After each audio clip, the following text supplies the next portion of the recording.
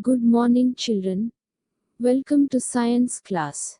Today we are going to learn about roots for support, roots we eat, and roots for photosynthesis.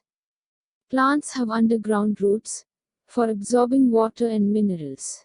Other than this, these plants have roots like supporting roots usually present in plants either whose stem is very weak like maize, sugarcane as these plants have thick stem, in the sense these plants have long pipe-like stem. Many roots from lower part of the stem grow into soil to support it and help the plant. It should not blown by fast-moving wind or heavy rain.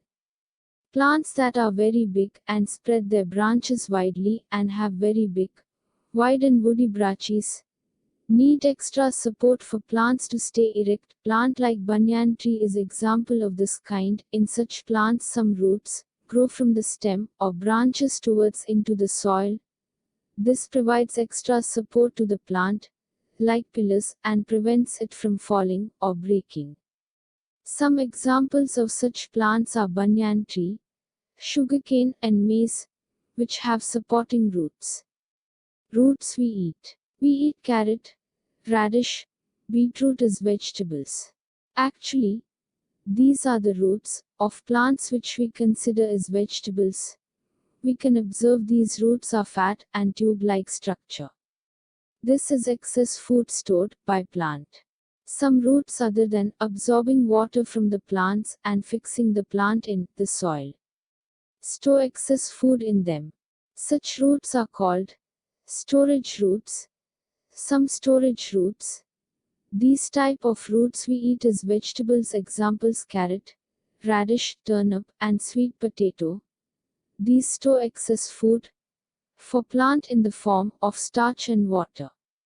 These plants use water and starch later when they are unable to produce enough food for themselves.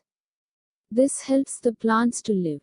Roots for photosynthesis. Some roots are green in color, present in air, which are known as aerial, in the sense they grow on either any water body or any plant trunk, and these roots are fibrous roots which spread evenly on plant's thick stem or trunk, which help the plant to make their food by the process of photosynthesis.